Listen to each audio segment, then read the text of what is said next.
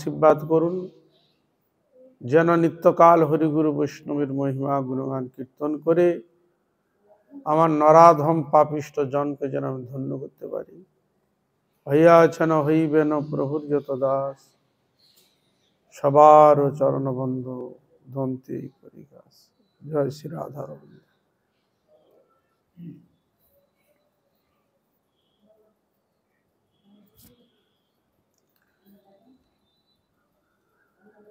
আজকের একাদশীর নাম কি?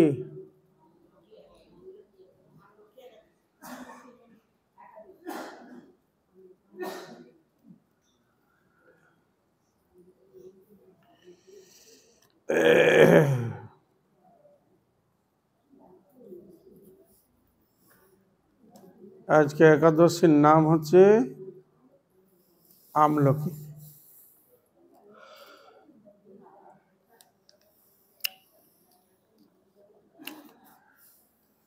তো ভগবান কত কৃপালু, গুরু বৈষ্ণব কত কৃপালু।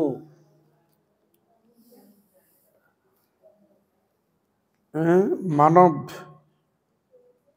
প্রত্যেকটি জীবকে উদ্ধার করার জন্য ভগবান যেমন যুগে যুগে অবতীর্ণ হন, তার ভক্তগণকে প্রেরণ করে তারা নিজের জীবনে আচরণ করেন, আচরণ করে আবার জীবকে শিক্ষা দিয়ে গোবিন্দের কাছে নিয়ে যাওয়ার ব্যবস্থা করেন।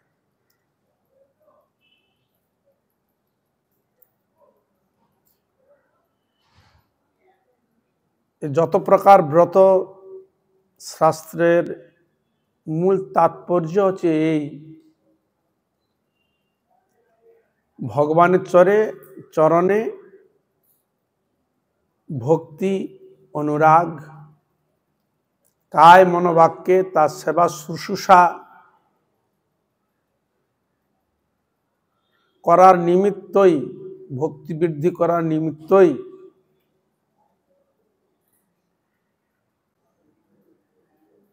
সকল শাস্ত্রের ব্রতাদির বৈষ্ণব সেবা বলুন, গুরু সেবা বলুন, ওই একটাই উত্তর, ভগবত চরণে ভক্তি বৃত্তি জাগ্রত করা, সেবায় নিবিষ্টভাবে নিযুক্ত হয়ে ভগবানের গুণগান কীর্তন করবে। যদি সোজা ভাষায় জানা যায়, মানুষ তিনি তার যখন জ্ঞান হৃদয়ে যখন প্রকটিত হবে তখন থেকে, মানে বাল্য থেকে আমৃত্যু পর্যন্ত, বললেন হরে কৃষ্ণ, তার বালক অবস্থায় সে তো মা বাবা কাকা ঠাকুমা সব তো বলতে পারে, তাকে শিক্ষা দিল হরে কৃষ্ণ কৃষ্ণ কৃষ্ণ হরে হরে, হরে রাম রাম রাম হরে হরে। তিনিও ভগবানের গুণগান কীর্তন করতে পারেন। এই জন্য শাস্ত্রের গুরুত্ব বোঝা হয়েছে। একাদশীর ব্রত কত বয়স থেকে কতদিন পর্যন্ত একটা নির্দিষ্ট সময় দিয়েছে, 8 থেকে 80। আর আমাদের 80 বছর বয়স হলেও তো এখনো ঘুম কাটে না, ভোগের মধ্যে পড়ে থাকে। 8 থেকে 80, মানে 8 থেকে বয়স থেকে আরম্ভ করবে, কমসে কম 80 বছর পর্যন্ত তার ওই স্রোতকে পূর্ণ মাত্রায় বহাল রাখবে ভগবানের ভজন গুণগান কীর্তন। যদি তার যিনি 8 থেকে 80 বছর পর্যন্ত করবেন, ভগবান যদি তাকে কৃপা করে বাঁচিয়ে রাখে, সে কি ভগবানের সাধন ভজন ছেড়ে দিবে নাকি? বলছেন না। ওই যে বললাম আমৃত্যু পর্যন্ত, যতক্ষণ না তোমার এই দেহটা পতিত না হচ্ছে, নষ্ট না হচ্ছে, ততদিন পর্যন্ত এই ভগবানের নাম গুণগান, ভগবানের সেবা আদি করে যাবে। এই কথার উপর আমরা জোর পাই শিল ভক্তি বিনোদ ঠাকুর, শিল সপ্তম গোস্বামী, শিল ভক্তি বিনোদ ঠাকুর, ভক্তির ভগীরথ বলা হয়েছে। তার ভাষায় তিনি বলছেন, ভজিতে ভজিতে সময় আসিলে এ দেহ ছাড়িয়া দিব। বুঝতে পেরেছ? ভজন করতে করতে যদি সময় আসে এ দেহ ছাড়, মানে দেহ ছাড়ার সময় হয়ে গেছে, তাহলে তখন সে দেহ ছেড়ে দিবে। তার স্বভাব ভজন করতে করতে যখন দেহ চলে যাবে। তার দ্বারা কি প্রমাণিত হয়? যতদিন পর্যন্ত আমি বেঁচে থাকবো যেন ভগবানের নাম গুণগান কীর্তন তার সেবা যেন করতে পারি। তা এইগুলো মহাজন বাণী, শাস্ত্রীয় বাণী। শাস্ত্রীয় বাণী তো বুঝলেন 8 থেকে 80 কমসে কম বলা হয়েছে। আবার যিনি 80 পর্যন্ত গেছে সে কি আর ভজন ছাড়ে না, তার উৎসাহ থাকে। তার প্রমাণ কোথায়? চৈতন্য চরিতামৃতের মধ্যে শিল হরিদাস ঠাকুর এই কথাকে পোষণ করেছিলেন।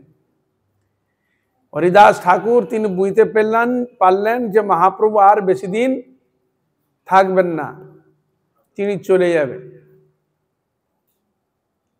তিনি আগে থেকেই বুঝে নিয়েছেন।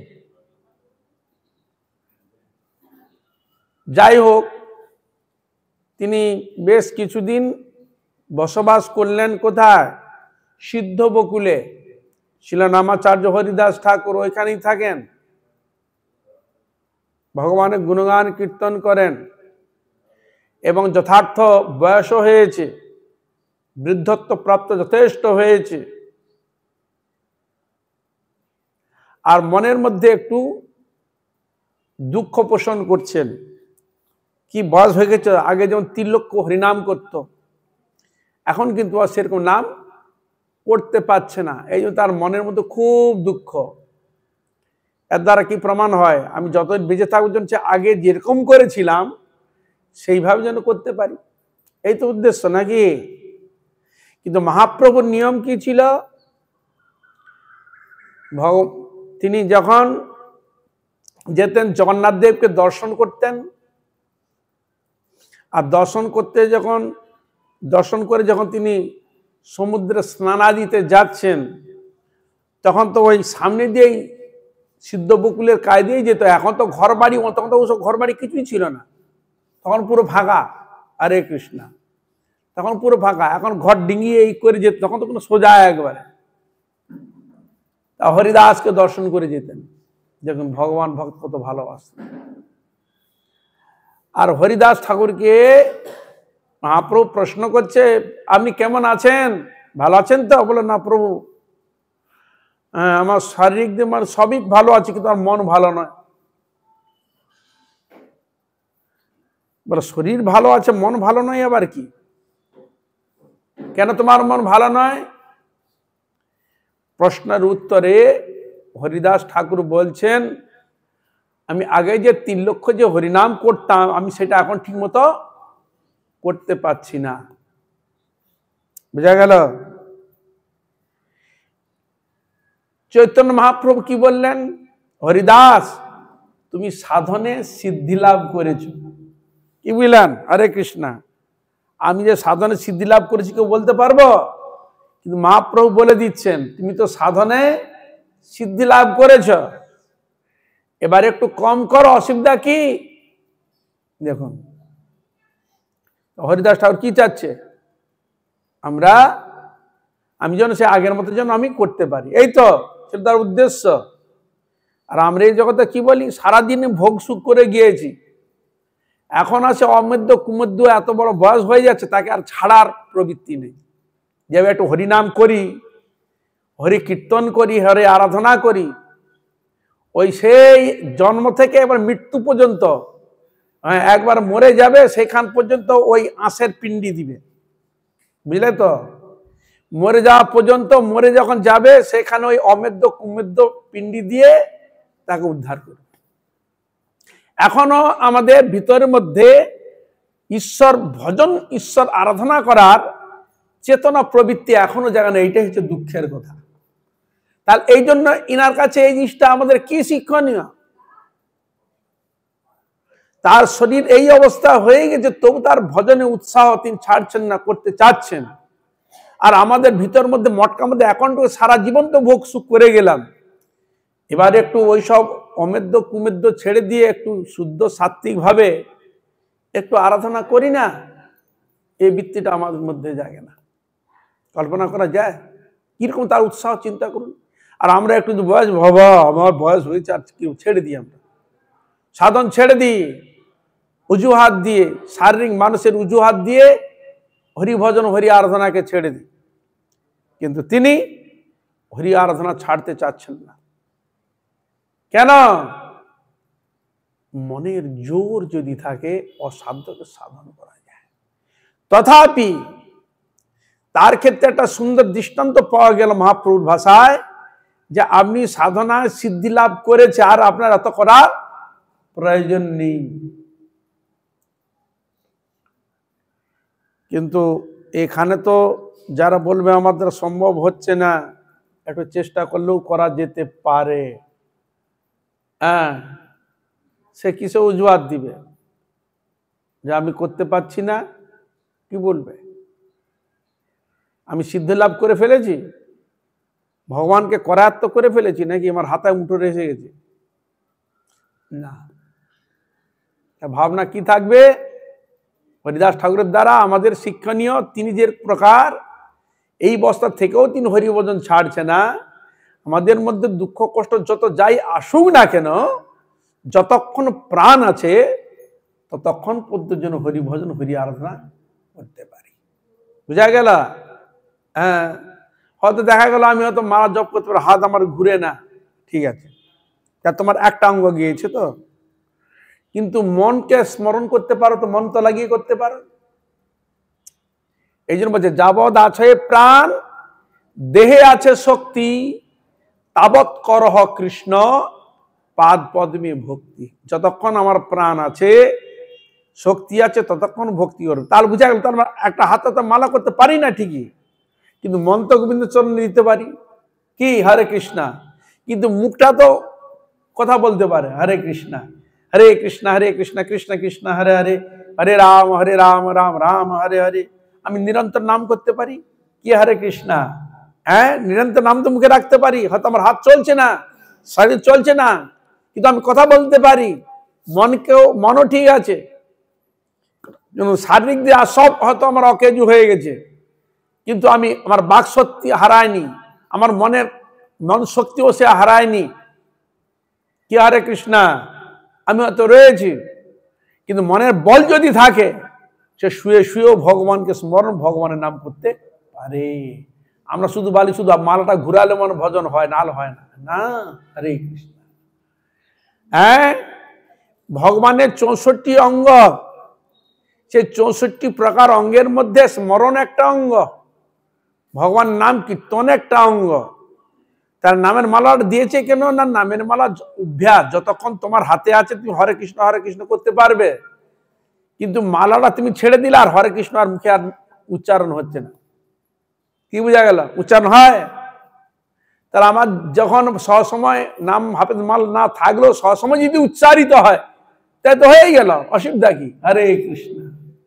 হ্যাঁ, সবসময় যদি ভগবানের নাম মুখের মধ্যে থাকে তাহলে তো ভালো, উত্তম, সেটা তো উত্তম কথা।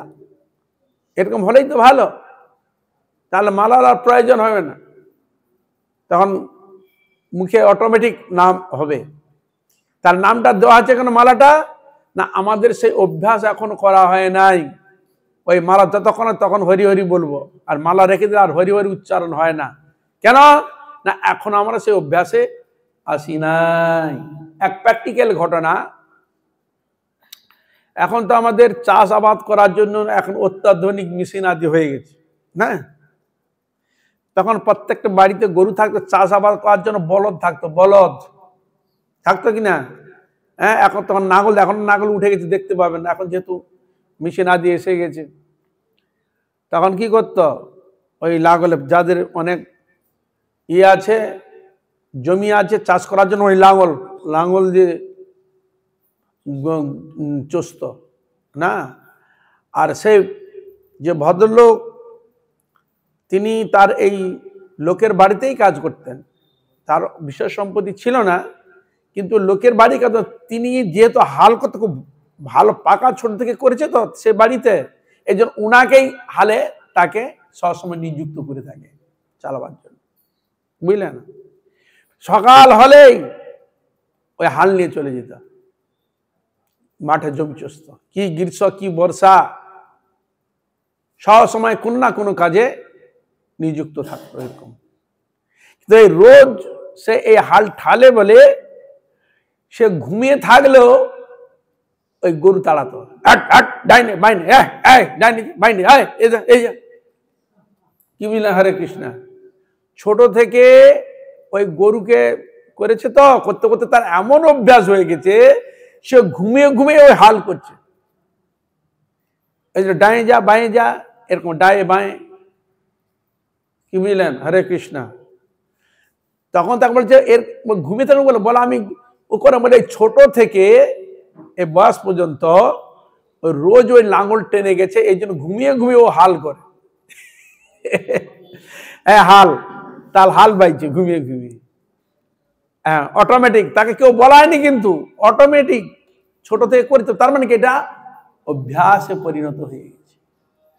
তা আমাদের যদি হরিনামে হরি কীর্তনে যদি পূর্ণ মাত্রা যদি অভ্যাস হয়ে থাকে, যারা উন্নত কোটি, যারা বৈষ্ণব বা পরমহংস স্টেজে যারা রয়েছেন, তারা ঘুমিয়ে থাকলেও ভগবানের নাম করেন, ঘুমিয়ে থাকলেও জীবে হরে কৃষ্ণ মহামন্ত্র উচ্চারণ। আমরা পরীক্ষা করে দেখবো, যারা সত্যি সত্যি হরিনাম করেন, একটু বেশি করে জপ করেন, আপনি শুয়ে থাকলেও আপনি বুঝতে থাকবেন না, আমি ঘুমিয়ে আছেন তো জীব কিন্তু হরিনাম করছে, হরে কৃষ্ণ কৃষ্ণ কৃষ্ণ হরে হরে, হরে রাম রাম রাম হরে হরে। জীব নাম করবে। তুমি তো বুঝতে পারো, ঘুমিয়ে থাকো বুঝতে পারবে না, কিন্তু নাম করছে, যখন যে দেখবে নাম করছে, হরে কৃষ্ণ কৃষ্ণ হরে হরে রাম রাম রাম। এটা আমি পুরো পরীক্ষিত করেছি, এগুলো হবেই, কিছু কোনো সন্দেহ নেই।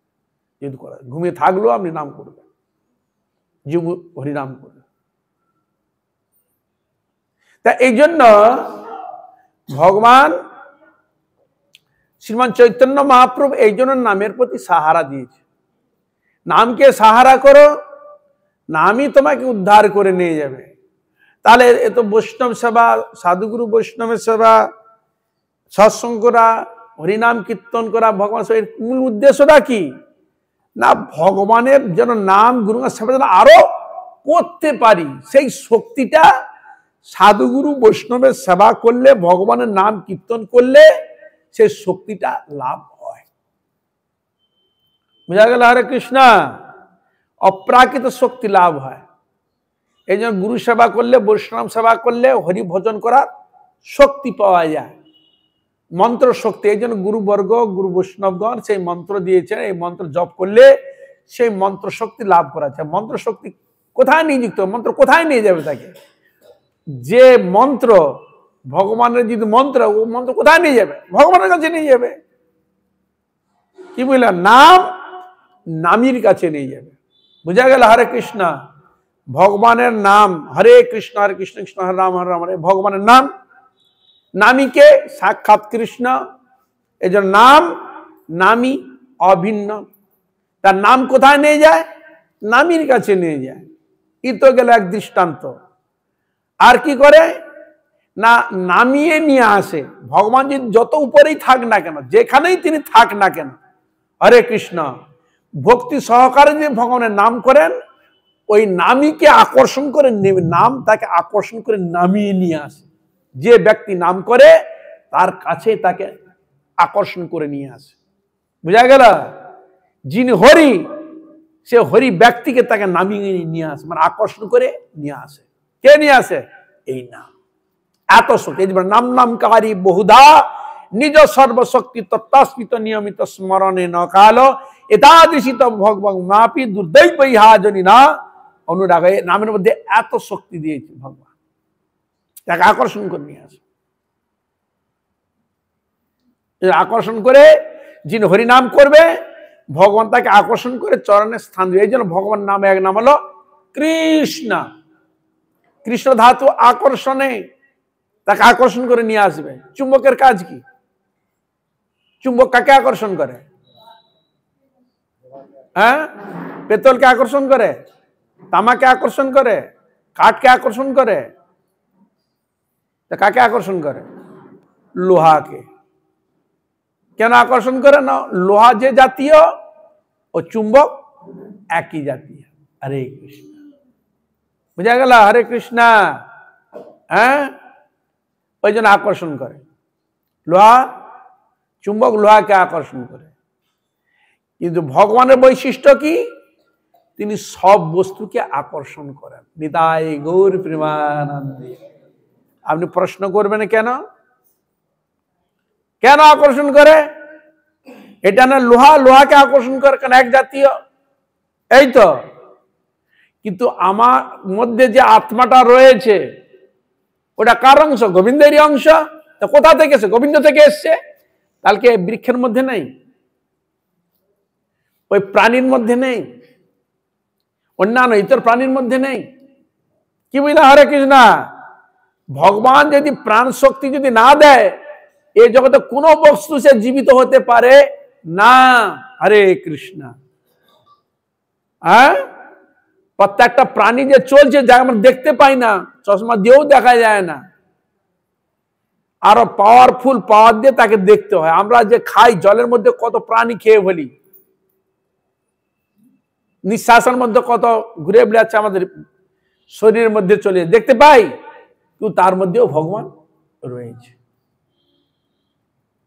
বুঝলেন? হরে কৃষ্ণ। তাহলে দ্বারা কি বোঝা গেল? তাহলে একটা হাতি কত বড় দেহ, তার মধ্যেও রয়েছে। আমরা মানুষ, আমাদের শরীর বড় রয়েছে। আবার একটা পিঁপড়া যাকে আমি দেখতে পাই না চোখে, তার মধ্যেও ভগবান বিরাজমান। কি বুঝলাম? হরে কৃষ্ণ। হ্যাঁ, ভগবান ক্ষুদ্র হইতে অতি ক্ষুদ্র হতে পারে, আবার বৃহৎ হইতে বৃহৎ হতে পারে।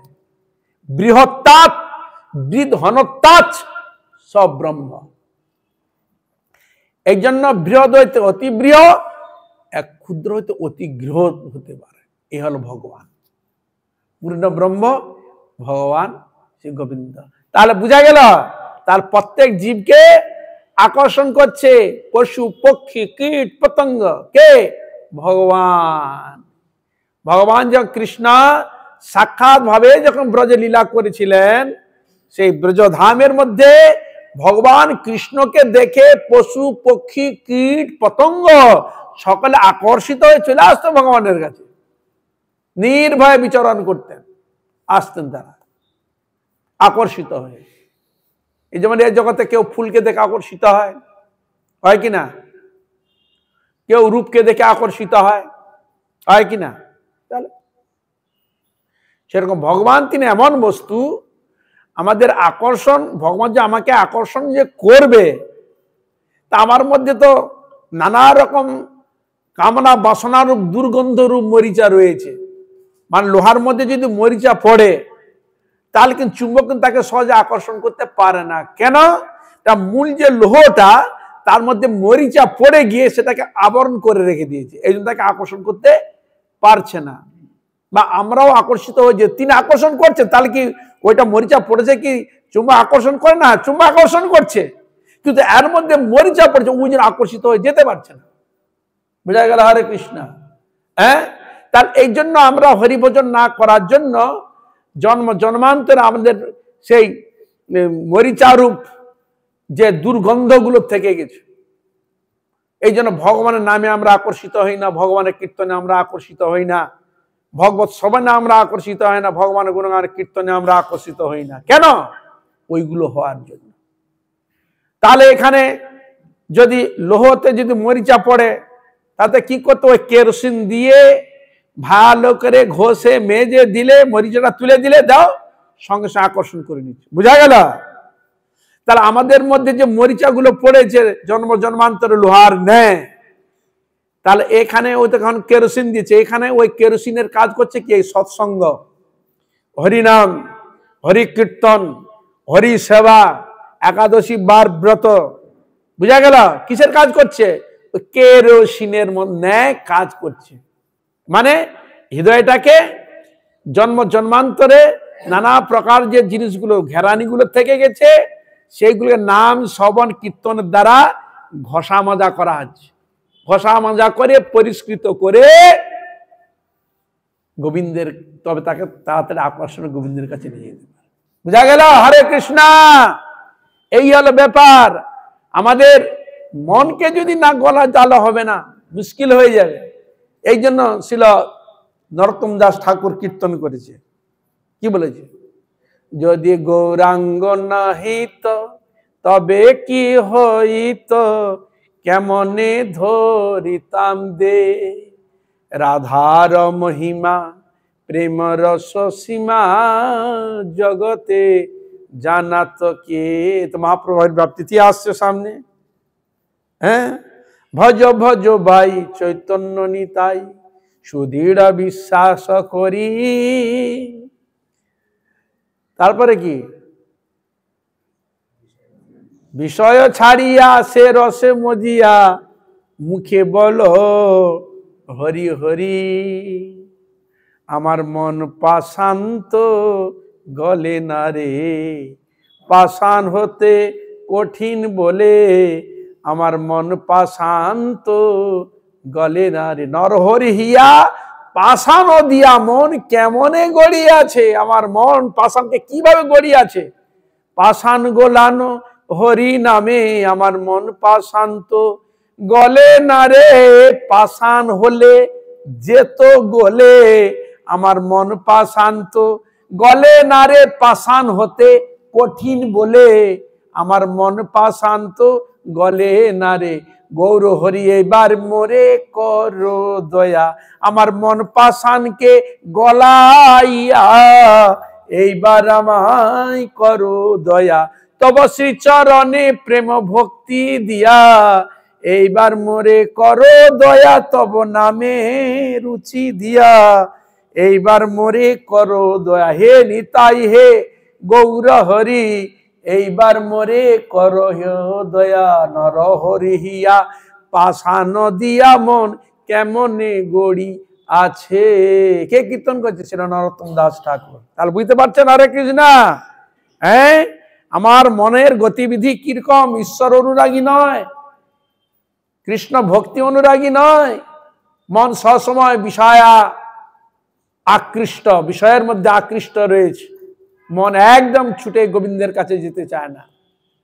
নানা রকম কত দিকে প্রলোভন আমাদের আছে। মান পূজার প্রতিষ্ঠার প্রলোভন, কামিনী কাঞ্চনের প্রলোভন, অর্থ সম্পদের প্রলোভন, জীবের লালসের নানা রকম প্রলোভন, কাম ক্রোধ লোভ মোহ মদ মাৎসর্য রিপুগুলো কত রকম প্রলোভন দেখিয়ে নিয়ে যায় আমাদের সংসার থেকে।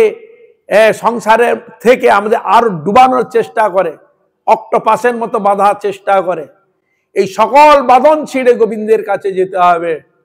হ্যাঁ, আর ছিঁড়ে তো যেতেই হবে, আজ না হোক কাল একদিন তো ছিঁড়ে তো যেতেই হবে। যেতে হলে তুমি যাবে কোথায়? যদি তুমি অসৎ কাজ করে অন্যার হরিভজন না করে তুমি থাকো, তাহলে জমায়ের দণ্ডের মধ্যে আমাকে পড়তে হবে অসৎ কাজে প্রবিষ্ট হয়ে। বুঝা গেল? তাহলে হরিভজন হরি আরাধনা করলে তাহলে দণ্ড থেকে আপনি রেহাই পাচ্ছেন, গোবিন্দের কৃপা আপনি পাচ্ছেন, তার চরণে আপনি আশ্রয় পাচ্ছেন, এবং জন্ম মৃত্যু মালা থেকে আপনাকে ভগবান গোবিন্দের তোমার রেহাই দিয়ে তোমার তার চরণে রাখছে। আবার যদি কোনো কর্মফল যদি জন্মগ্রহণ হয়ে থাকে, তাহলে ভগবান তাকে ভক্ত গৃহে জন্ম দিয়ে পুনরায় সাধন ভজনে পুষ্ট করে গোবিন্দের কাছে নিয়ে চলে যাচ্ছে।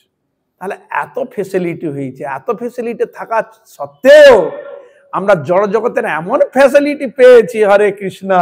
এই ফ্যাসিলিটি ছেড়ে দেখি আর গোবিন্দের ফ্যাসিলিটি আমরা নেব? নিদায় গৌর প্রেমানন্দে।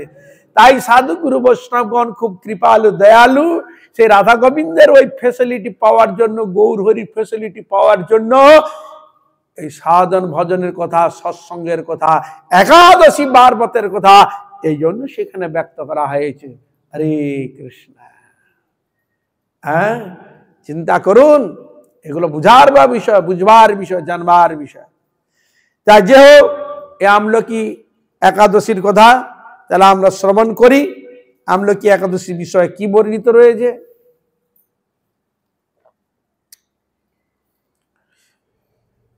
যুধিষ্ঠির কহিলেন, হে কৃষ্ণ, মহাফলজনক বিজয়া একাদশীর মাহাত্ম্য শ্রবণ করিলাম। সম্প্রতি ফাল্গুনী শুক্লপক্ষিয়া একাদশী যে নামে বিখ্যাত তাহা বর্ণন করুন। একের একাদশী ছিল বিজয়া একাদশী, সেটা শুনেছিলেন। এবার তিনি শুনতে চাচ্ছেন এই আমলকি একাদশীর কথা, আপনি বলুন। শ্রীকৃষ্ণ বলিলেন, হে মহাভাগ যুধিষ্ঠির, মান্ধাতার প্রশ্নের উত্তরে মহাত্মা বশিষ্ঠ এ একাদশীর কথা যাহা বলিয়াছিলেন তাহা আপনার নিকট এখন বলিতেছি। দেখুন, মান্ধাতা, আমরা প্রত্যেক পদে একটা কথা বলি না, বহু পুরনোর কথা বলে, সে মান্ধাতা রাম বলে। হ্যাঁ, একটা কথা থাকে না, বলে পুরনো পুরনো কথা, এখন নতুন কিছু কথা বলো। তা পুরনো কথা বলতে কোন কথা বলে? তো ওই মান্ধাতার কথা টেনে নিয়ে আসে, বলে সে মান্ধাতা রাম বলের কথা। সেই মান্ধাতা তিনি একাদশী সম্বন্ধে, আমলকি একাদশী সম্বন্ধে তিনি মহর্ষি বশিষ্ঠের কাছে যা প্রশ্ন করেছিলেন, বশিষ্ঠ যাহা উত্তর দিয়াছিলেন, ভগবান কৃষ্ণ ওই কথাটি যুধিষ্ঠির মহারাজকে বলতে যাচ্ছে। বুঝা গেল? হরে কৃষ্ণা। কেন আর কি এ বিষয় কোনো মানে আর নেই? উনি যে দিয়েছেন এটা ছিল, আর কেউ নেই? বলে থাকলেও থাকতে পারে। তাহলে এটা জোর দিলেন কেন? বলে কলিযুগের মানুষের ক্ষেত্রে এই একটাই আমলকি একাদশী যথেষ্ট, ভবসিন্ধু পার হতে যথেষ্ট, আর কোনো প্রয়োজন। এতেই একটু ঘষা মাজা করলে অনায়াসে ভবসিন্ধু পার হয়ে চলে যাবে, থাকতেই পারে। কিন্তু এটাই তাকে শোনাচ্ছে, বলে এটাও তুমি করলে যথেষ্ট, আর কি। আমরা চাই ওইরকম আর যেন 5, 10টা 20টার জন্য এসে হাজির হয়, মানে আরো তোমার ভক্তি হয়ে যাবে নাকি? আচ্ছা ধরো বলা গেল, নাহলে ইনি নাহলে বশিষ্ঠ, আরো তো দেখালো 50টা বা 100টা শাস্ত্রের এই আমলকি সম্বন্ধে আপনাকে বলা হলো। তাহলে একটা শুনে যে ভক্তি, আর 100টা শুনে কে এসে আপনার আরো বেশি ভক্তি জড় হয়ে গেল, কি বুঝলেন? আর কিছু না, হ্যাঁ, আর ভক্তি আরো বেশি মানে জাগ্রত হয়ে গেল নাকি? সন্দেহ নিউশন হয়ে গেল? এত সোজা নয়। যার হৃদয় সংস্কার থাকে, পূর্বজন্ম সংস্কার অত্যধিক থাকে, ওই একটা শুধু তার বত মাহাত্ম শোনার কোনো দরকার নাই, শুধু আমলকি একাদশী গোবিন্দ পাদ পদ লাভ করতে এইটুকু শব্দ শুনলে তাতেই তার বিশ্বাসে সে ব্রত করার জন্য আকৃষ্ট হয়ে সবার নিযুক্ত হয়ে যায়। কি বুঝলাম? হরে কৃষ্ণ। গুরুদেব সাধুর বললেন, এই হরিনাম কর, এতই তোর মঙ্গল হবে, আর কোন চিন্তা, এতই মঙ্গল। তার বিশ্বাসে তোর ওই হরিনাম করতে আরম্ভ করে। একটু পূজা অর্চন করো, সংসারে আছো, সারাদিন তো সারাদিন ভোগ করে গেলে, একটু সেবা নিযুক্ত করো। এই সাধু বাবা বলেছে, সেদিন থেকে ভগবানের সেবা পূজা অর্চনে লেগে গেল। আর তাকে আর ই করতে হলো, উমুক কি বলেছে, আমরা তো মানে খুব নিজেদের খুব মানে ই ভাবি, তো কি বলছে একবার দেখি, উনি কি বলছে একবার দেখি, উনি এবার কি বলছে, উনার কাছে একটু কথা বলে দেখি, উনি কি বলেন দেখি, উনি কি বলেন দেখি। এই দুনিয়া যেতে যেতে যেতে যেতে এক এক ক্ষেত্রে এক এক রকম থাকে, বলে ও তো ওই বলেছে, ওখানে বলে, তখন তোমার সন্দেহ নানা রকম মনের মাথার মধ্যে মস্তিষ্কে ঢুকে গেল। তা এই জন্য এইসব জিনিসগুলো আমাদের মাথার মধ্যে এরকম হয়ে থাকে, কল্পনা করা যায়। হ্যাঁ, গুরু বৈষ্ণবের প্রতি শ্রদ্ধা বিশাল হতেই তোমার ভবসিন্ধু পার হয়ে যাবে। ওইটাইতে তুমি বিশ্বাস করে যদি করো, এটাই তোমার মঙ্গল। বিশ্বাসে মিলায় বস্তু, তর্কে বহুদূর। তোমার যদি বিশ্বাস যদি না থাকে, তুমি কিভাবে উদ্ধার হবে? এই জন্য শাস্ত্রে আমাদের সেই জিনিসটি দেখিয়েছেন, ওই এক কথাই গুরু বৈষ্ণবের কৃপাতেই তোমার শ্রদ্ধা ভক্তি হবে, এটা তোমার বিশ্বাস করা যায়। বিশ্বাস যদি না হয়, তোমার কাছে 1000 শাস্ত্র পেটে গুলি দিলেও দেখি দিলেও তোমার সেই এর যাবে না। বুঝা গেল? হরে কৃষ্ণ। ইহার নাম আমলকি একাদশী। এই একাদশী ব্রত বিষ্ণু লোক প্রদানকারী বলিয়া বিশেষভাবে কথিত হয়। কি বলছেন? বিষ্ণু লোক প্রদানকারী, মানে বিষ্ণু লোকে নিয়ে যাওয়ার ক্ষমতা রাখে। যিনি একাদশী ব্রত পালন করেন, এই একাদশী ব্রত কৃপা করে তাকে সঙ্গে নিয়ে ভগবান বিষ্ণু ধামে নিয়ে যায়। কি বুঝলা? হরে কৃষ্ণ। যেমন আমরা উদাহরণ পাচ্ছি সীতার পাতাল প্রবেশ, হ্যাঁ, হে মাতা ধরিত্রী, আর আমি কষ্ট সহ্য করতে, দুঃখ পাচ্ছে সহ্য করতে, তুমি আমাকে কোলেই নাও, তোমার কোল থেকে তো আমি এসেছি, তুমি আমায় কোলে আমায় নাও। হ্যাঁ, সঙ্গে সঙ্গে ধরিত্রী মা কি হলো, ফাঁকা হয়ে অপ্রাকৃত রূপে সে হাজির হয়ে গেল। আর মাতা সীতা দেবী ক্রন্দন করতে করতে বললো, মা তুমি আমায় নিয়েছো, তোমার চরণে আমায় আশ্রয় দাও। তখন লব কুশকে নিয়ে রামের হাতে তুলে দিলেন, এই দুটি সন্তান আমার হাতে তুলে দিলাম, ইনাকে আমি দেখভাল করবো, এবার আমি চললাম। রামচন্দ্রকে প্রণাম করে, সকল গুরুকে প্রণাম করে, বলা দেরি হয়ে যাচ্ছে, এসো এসো সীতা। ধরিত্রী দেবী কোলে করে নিয়ে চলে গেলেন স্বলোকে। নিদায় গৌর প্রেমানন্দ। বুঝা গেল? হরে কৃষ্ণ। সেরকম একাদশী ব্রত যদি সুষ্ঠুভাবে করা যায়, এই একাদশী ব্রত আপনাকে গাইড করে সঙ্গে করে নিয়ে যাবে, এটা চিন্তা করবেন। হরে কৃষ্ণ। একাদশী তাকে গাইড করে নিয়ে যায়। এই জন্য এখানে বললেন আমলকি বৃক্ষে বিষ্ণুলোক প্রদানকারী বলিয়া বিশেষভাবে কথিত হয়। ওই দিন আমলকি বৃক্ষের তলে রাত্রি জাগরণ করিলে গো সহস্রদানের ফল লাভ হয়। আমলকি একাদশী তিথিতে যদি রাত্রি জাগরণ করে, ওই আমলকি বৃক্ষের তলায় যদি ভগবানের নাম গুণগান আদি রাত্রি জাগরণ যদি করে, তাহলে কি বললো, সহস্র গোদানের ফল পাওয়া যায়। 1000 গরু, একটা এখন তো গরুর দাম কমসে কম 1 লাখ। হরে কৃষ্ণ। ভালো গরু মানে কিছু মরা গরুকে দিবে না পাবে, দুধ দিতে না পারে, সেরকম গরু না, তাকে সুন্দর করে সাজিয়ে গাবনি করে দান করার নিয়ম। বুঝা গেল? মানে রাজারা যেরকম করতো। তাহলে এখানে কি বুঝা গেল, আপনি যদি আমলকি একাদশী দিন আমলকি বৃক্ষের কাছে বসে রাত্রি জাগরণ করে ভগবানের নাম করেন, তা সহস্র গোদানের ফল লাভ পাওয়া যায়। টাকাও লাগলো না, পয়সাও লাগলো না, কিছুই লাগলো না, শুধু বসে ভগবানের নাম করলে হয়ে যায়। কে বলছেন? স্বয়ং কৃষ্ণ। এবার তুমি কার কথা বিশ্বাস করবে? কার কথা বিশ্বাস করবে? কৃষ্ণের কথা বিশ্বাস করবে, না ওই আর যারা হাবি জাবি আছে তার কথা আপনি বিশ্বাস করবেন? কি বুঝলেন? হরে কৃষ্ণ। বিশ্বাস কারো যে বিশ্বাস না হলে আমি করবেন, ফালতু কথা, যারা নাস্তিক ফালতু কথা, বেকার, বুঝলো কি এগুলো করে, এগুলো বলবে তো। এই জন্য কৃষ্ণ বলছেন সহস্র গোদানের ফল লাভ হয় রাত্রি জাগরণে। যে প্রকারে এই সর্বপাপ বিনাশকারী আমলকি বৃক্ষ পৃথিবী উৎপন্ন হইলেন, তা তোমার নিকট বর্ণন করছে। এবার বলছেন এই যে সর্বপাপ বিনাশিনী আমলকি বৃক্ষ এই জগতে কি করে এলো, কেন তার পূজনীয়, কেন তার এত মাহাত্ম্য, তার কথা বর্ণিত হচ্ছে। পুরাকালে ব্রহ্মার দৈনন্দিন প্রলয়কাল রাত্রিকাল উপস্থিত হইলে স্থাবর জঙ্গল দেবতাগণ অসুর রাক্ষসগণ নষ্ট হইবার পর সেই একার্ণব জলে দেবাদি দেব পরমাত্মা ভগবান ব্রহ্মস্বরূপে অবস্থিত ছিলেন। বলছে পূর্বকালে ব্রহ্মার দৈনন্দিন প্রলয়কাল, মানে রোজ প্রলয় হয়ে যেত, প্রলয় মানে পুরো ধ্বংস হয়ে যেত।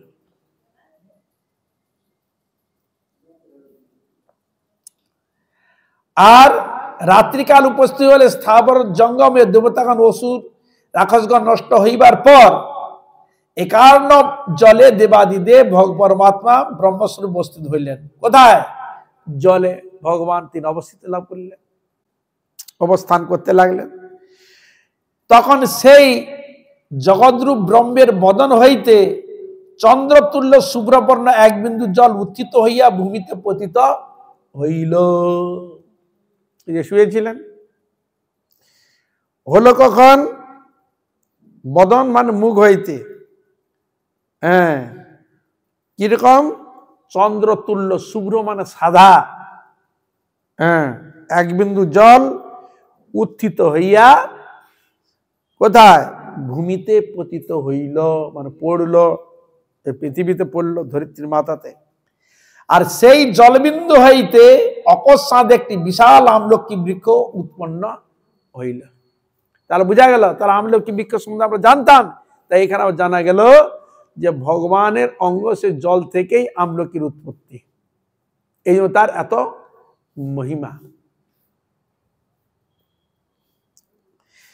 আর উহার বিস্তৃত শাখা, তাই একটি বিরাট বিশাল বৃক্ষ হলো, আর কি হলো না, উহার বিস্তৃত শাখা প্রশাখা ফল ভারে নত হইয়াছিল। ফল ভারে, তাহলে আমলকি বৃক্ষের প্রচুর ফল হয়, কিন্তু প্রচুর ফল হয়, বুঝলেন? হরে কৃষ্ণ। এই ডালে ডাল প্রচুর এরকম ঝুঁকে যায়। এখানে তো দেখাই যায়নি যে আমাদের গায়ে লাগিয়েছে বহুদিন, জানি না কি হবে, কবে ফল দিবে জানি না, বিশাল বৃক্ষ হয়ে গেছে, এখনো তার ফলেরই দেখি না। ওই আজ দিবে কাল দিবে, থাক থাক থাক থাক করে করে এখনো ওই মানে বলছেন না দুধের শোধ ঘোলে মিটানো, দে না দেখে ওই দেখেই শান্তি আর কি। হরে কৃষ্ণ, বুঝলেন? প্রচুর ইয়ে হয়।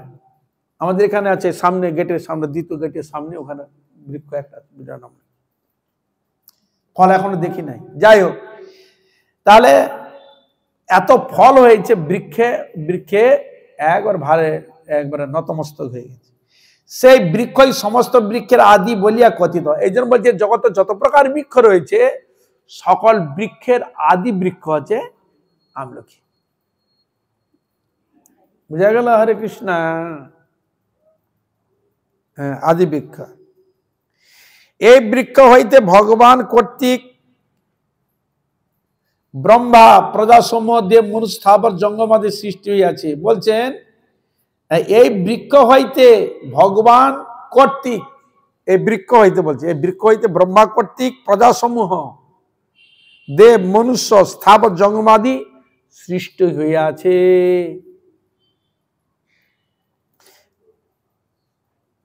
দেববৃন্দ ঋষিবৃন্দ আশ্চর্যজনক বৃক্ষকে দর্শনের জন্য তথায় উপস্থিত হইলেন। মানে বিরাট বৃক্ষ তো যাই, আশ্চর্যের বৃক্ষকে দেখার জন্য এলেন তারা।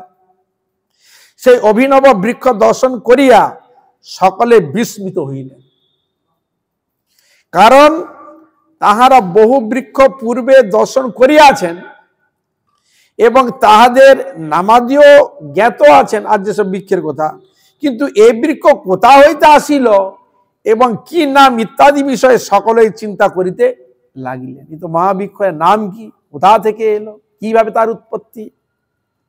এমন সময় আকাশবাণী হইল। ওদের এরকম মনের মধ্যে সংকোচ, জানবার ইচ্ছা, তখন আকাশবাণী হল। আকাশ থেকে বাণী মানে শব্দ, আকাশ থেকে আওয়াজ হচ্ছে কি, হে দেবগণ, এই বৃক্ষের নাম আমলকি। আকাশবাণী হলো, যেমন আকাশবাণী হয়েছিল না কার ক্ষেত্রে, কংসর ক্ষেত্রে।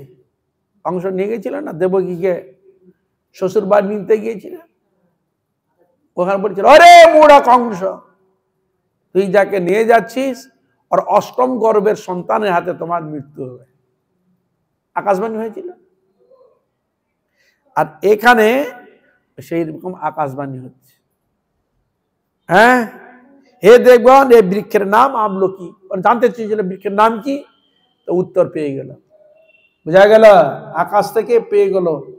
সেরকম আমাদের এরকম আরো দেখবেন সাইকোলজি, যদি মনের মধ্যে ভিতরে যদি কোন যেটাকে বলা হয়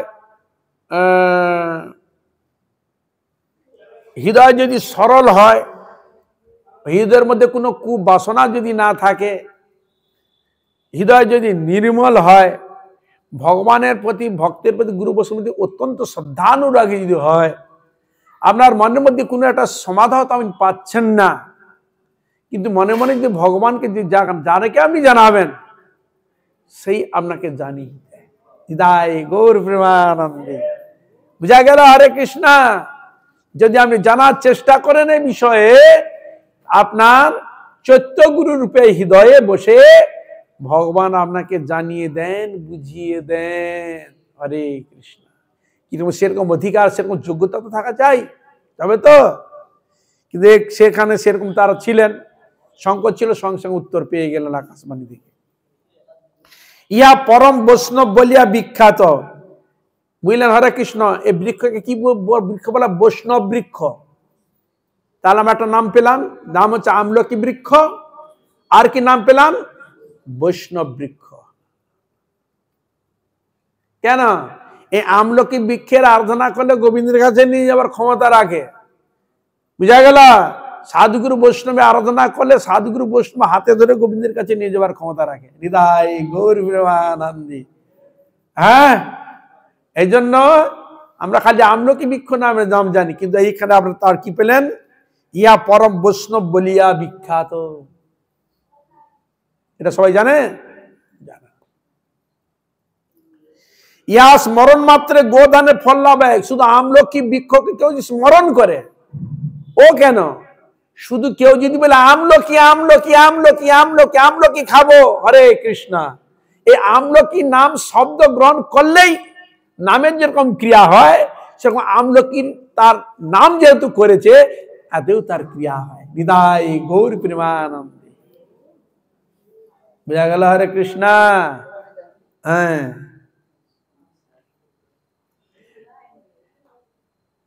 দর্শনে তাহার দ্বিগুণ বলছেন, গোদানে তো ফল লাভ হয়, আবার কি দর্শনে তাহার দ্বিগুণ ফল। যদি আমলকি বৃক্ষ কেউ দর্শন করে, দ্বিগুণ ফল পাওয়া যায়। ফল ভক্ষণে 3 গুণ, দর্শনে 2 গুণ, ভক্ষণে 3 গুণ ফল প্রাপ্ত হয়ে যায়। অতএব সর্বপ্রকারে ইহার সেবা করা কর্তব্য। এই আমলকি বৃক্ষ, এই জন্য আমি বলি 5টা বৃক্ষ আপাতত সহসময়, তুলসী, বট, অশ্বত্থ, বিল্ল আর আমলকি। যদি একটা টপের মধ্যে রাখা যায়, নিত্যদি তাকে জল দেন, এতে তার ক্রিয়া পাওয়া যায়। এগুলো পূজনীয় বৃক্ষ, এত ফল। নিত্য যদি পরিক্রমা, যেমন তুলসী দেবীকে জল দিয়ে পরিক্রমা করলে ফল, নাম সেরকম ফল। এই 5টা জিনিস কেউ যদি সেবা করে, আর দেখতে হবে না। হরে কৃষ্ণ। এই 5টা জিনিস, 5টা বৃক্ষ ছোট টপ লাগিয়ে দেন, ও আর বড় হবে না, এই মতো হয়ে থাকবে, যাবে না। এই যে আমি কোথায় যেন দেখলাম, আমাদের একজন মহারাজ ছিল, দামোদর মহারাজ বলে নাম ছিল, কুচবিহারে থাকতে, ওখানে মঠ আছে। উনি ওই বটবৃক্ষ আর অশ্বত্থ 2টো বৃক্ষ লাগিয়েছিল টবের মধ্যে, এই এতটা, রোজ তাকে জল দেয়, ও আর বড় হয় না, ওই মতো ওখানে থেকে গেছে, ও আর বড় হবে না, ওই থেকে যায়। যদি সেরকম ভালো শক্তপুক্ত জায়গায় লাগে, খুব ভালো, অবশ্য প্রয়োজন। আর এসব বৃক্ষকে কেউ যদি দেখলে তো স্মরণ হবে, চিন্তন হবে, এতেই তার কাজ লাভ। ঘর থেকে বেরোচ্ছেন, সঙ্গে সঙ্গে দর্শন, ঘর থেকে আসছেন, সঙ্গে সঙ্গে দর্শন, ওদিকে দেখলেই স্মরণ, একটা ভক্তিভাব অটোমেটিক জাগ্রত হয়। এগুলো হচ্ছে আমাদের ভিতরের মধ্যে ভক্তি হৃদয়কে জাগ্রত করে। এইসব জিনিস সাধুগুরু বৈষ্ণব, এইসব বৃক্ষগুলো অবশ্য প্রয়োজন। এই জন্য এখানে বলছেন, অতএব সবপ্রকার ইহা সেবা করা কর্তব্য। কে বলছেন? কৃষ্ণ যুধিষ্ঠির মহারাজকে বলছেন। ইহা সর্বপাপ বিনাশিনী, ইহার মূল দেশে ভগবান বিষ্ণু। এবার বলছেন, এনার মূল দেশে মানে ওই বৃক্ষের মূলে, মূল মানে শিকড়ে কে রয়েছেন? ভগবান বিষ্ণু বিরাজমান। ঊর্ধ্বে পিতামহ ব্রহ্মা, ঊর্ধ্বে পিতামহ ব্রহ্মা বিরাজমান। স্কন্ধে রুদ্র অর্থাৎ শিবজি বিরাজমান। ইহার শাখা সমূহে মুনিগণ বিরাজমান, শাখায় দেবগণ বিরাজমান, পর্ণ সমূহে বসুগণ, পুষ্পে অর্থাৎ ফুলে বায়ুদেব, আর ফল সমূহে সমস্ত প্রজাপতি বাস করেন। ফাল্গুন মাসে শুক্লপক্ষী একাদশী ব্রত এই বৃক্ষ সম্বন্ধে আমলকি নামে সর্বমঙ্গল প্রদ ও সকল পাপ বিনাশ রূপে প্রসিদ্ধি লাভ করেছে। বুঝা গেল? হরে কৃষ্ণ। এবার জেনে নেন, আমরা যে তুলসী মাহাত্ম্য যেরকম জানি, সেরকম আমলকির এরকম মাহাত্ম্য। আমাদের ওখানে একটা ছিল, কোথায় যে নিয়ে যায় ওই ইয়ার মতো, সালা বিড়ালের মতো। বিড়াল যেমন তার বাচ্চাকে এক জায়গায় রাখে না, মুখ থেকে এখানে নিয়ে যায়, ওখানে সেখানে নিয়ে যায়, আমাদের সেরকম এখানে কিছুদিন এখানে থাকলো, আবার কিন্তু এখান থেকে ধারে চলে যেত, আর খুঁজে বেড়া। রোজ আমি জল দিতাম, সে কোথায় যে নিয়ে গেছে ভগবান ছাড়কে। আরে যেটা করলে আমার মঙ্গল হবে সেটা তো রাখতে হবে। এই জন্য সামনে থাকলে একটু জল দেওয়া গেল, প্রণাম করা গেল, পরিক্রমা সব গেল। আমি সামনে যদি রাখি, এই যে মন্দির পরিক্রমাটা হয়ে যায়। যেটা করলে আমার মঙ্গল হবে সেগুলো হবে না। কোথায় জিনিস ভগবান জানে, জানি না। ওই যে বললাম না, বিড়াল যেমন তার বাচ্চাকে এক জায়গা থেকে অন্য জায়গায় নিয়ে যায় রাখে না, সেটা আমাদের এখানে 2-4 দিন ছিল, এখান থেকে আবার কোথায় নিয়ে চলে গেছে। আবার কিছু মুখ দিয়েছিল সেখান থেকে আবার নেই, এখান থেকে ওখানে কোথায় নেই, কোথায় তাও তাকে জানি না। হরে কৃষ্ণ।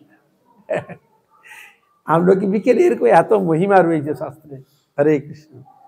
ঋষিগণ বলিলেন প্রভু, ঋষিগণ এবার বলছেন এই ব্রতের বিধি জানিতে বাসনা। বিধি বলুন, কি প্রকারে ব্রত সম্পূর্ণ হয়, ব্রতের আরাধ্য দেবতা এবং অন্যান্য তত্ত্ব সমূহ বর্ণন করুন।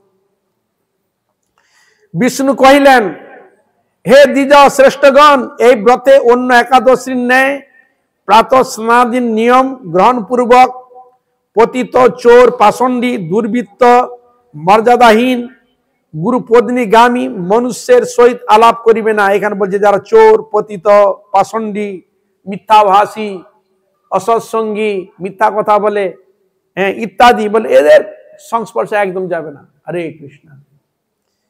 অপরাহ্নে পুনরায় যথাবিধি স্নান করিবে। তৎপশ্চাৎ সুবর্ণ নির্মিত পরশুরাম মূর্তি পূজা করিবে। সুবর্ণ, সেই সুবর্ণের পরিমাণ 1 মাসা, মানে 1 মাস 10 মাসা 1 তোলা, মানে 1 তোলা, অথবা তাহার অর্ধ বা শক্তি অনুসারে তদ অর্ধ করিতে পারা যায়। সেই মূর্তি পূজা ও হোমাদি সমাপন পূর্বক হোম হয়, হোমযজ্ঞ হয়, আমলকি বৃক্ষের তলায় গমন করিবে। প্রথমত বৃক্ষের চতুর্দিকে পরিষ্কার করিবে, পরিষ্কার রাখবে। তৎপরে একটি কলসী বৃক্ষের সম্মুখে স্থাপন করিয়া মন্ত্র দ্বারা তাহাকে পঞ্চরত্ন, পঞ্চপল্লব, দিব্য গন্ধাদি, ছত্র, উপানহ মানে পাদুকা, বস্ত্র, সে চন্দনাদি প্রদান করিবে। তদুপরি লাজ মানে খই, খইপূর্ণ একটি পাত্র স্থাপন করিয়া উহার উপর সেই পরশুরাম মূর্তি স্থাপন করিবে। অনন্তর পূজা করিয়া শ্বেত বর্ণ ফল দ্বারা অগ্র প্রদান পূর্বক রাত্রি জাগরণ করিবে। আর এটা শ্বেত বর্ণের ফল, এটা ফুল হবে, এটা মিস্টেক হয়ে গেছে, কারণ হর্ষটা নেই। ফুল দ্বারা, শ্বেত বর্ণ ফুল দ্বারা, হ্যাঁ, অর্ঘ্য প্রদান পূর্বক রাত্রি জাগরণ করবে। এটা হর্ষকারটা নেই, তাই ভুল হয়ে গেছে। আর কি বললেন, নিত্য গীত, বাদ্য, ধর্মগ্রন্থ, বৈষ্ণবাখ্যান পাঠ, বৈষ্ণব মহিমা আলোচনা আর দ্বারা রাত্রি অতিবাহিত করিয়া বিষ্ণু নাম ও মহামন্ত্র কীর্তন 108 বা 28 বার আমলকি বৃক্ষকে প্রদক্ষিণ করিবে। কতবার? 108 বা 28 বার। অতঃপর প্রভাতকালে সেই মূর্তি মঙ্গল আরত্রিক আদি সমাপ্ত করিয়া শ্রী নাম পরায়ণ ব্রাহ্মণকে পূজা করিবে এবং পরশুরাম স্বরূপ শ্রী কেশব আমার প্রতি প্রীত হন, এইরূপ চিন্তা করিয়া সুবর্ণ পরশুরাম মূর্তি, ঘট, বস্ত্র যুগল, পাদুকা প্রভৃতি পূজার দ্রব্য ব্রাহ্মণকে প্রদান করিয়া ওই বৃক্ষকে স্পর্শ, প্রদক্ষিণ ও প্রমাণাদি করিবে। তদনন্তর যথাবিধানে স্নানাদি সমাপন পূর্বক যথাশক্তি বিষ্ণু ভক্তকে ভোজন করাইয়া কুটুম্বগণের সহিত নিজে প্রসাদ গ্রহণ করিবে। এই আমলকির ব্রতের পুণ্য অন্যান্য সমস্ত দান যজ্ঞাদি হইতে অধিক, ইহাতে কোনো সন্দেহ নেই। হে মহারাজ, ব্রাহ্মণের প্রশ্নের উত্তরে বিষ্ণু এইরূপ ব্রত বিধান বর্ণন পূর্বক অন্তরিত হইলেন, ভগবান অন্তর্ধান হইলেন বলে সেই ব্রাহ্মণগণ তাহার উপদেশ অনুসারে এই ব্রত পালন করিলেন। সেদিন থেকে ব্রত পালন। আর এই ব্রত অতিশয় শুভ ফলদায়ক এবং সর্বপাপ বিনাশক, ইহাতে বিন্দুমাত্র সন্দেহ নেই। বুঝা গেল? তাই আমলকির বৃক্ষের চরণে, বিষ্ণুর চরণে, সকল বৈষ্ণব বৈষ্ণবী, সকল ভক্ত সকলের চরণে পুনঃ পুনঃ অনন্ত অনন্ত কোটি সাষ্টাঙ্গ দণ্ডবত প্রণাম। আপনারা কৃপা করুন, আশীর্বাদ করুন যেন এইভাবে হরিগুরু বৈষ্ণবের মহিমা গুণগান কীর্তন করে আমার নরাধম পাপিষ্ট জনকে যেন আমি ধন্য করতে পারি। হইয়াছেন হইবেন প্রভুর যত দাস, সবার চরণ বন্ধু দন্তে করি ঘাস। রাম রাম রাম হরে হরে, কৃষ্ণ কৃষ্ণ হরে হরে, हरे राम राम राम हरे हरे हरे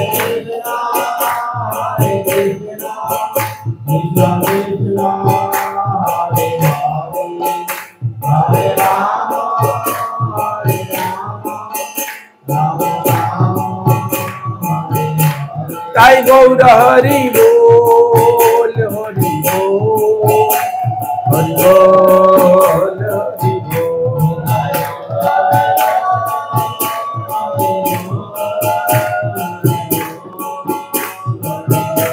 ताई गौर हरि बोल हरि बोल हरि बोल हरि बोल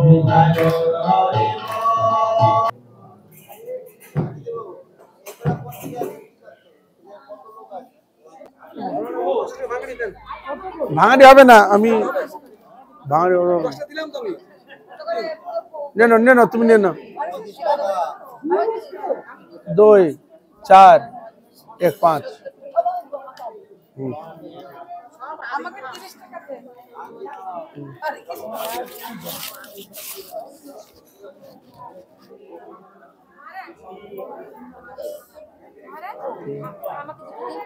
কি কি হ্যাঁ পঞ্জিকা এটা এটা আমি নিলাম ওর কাছ থেকে না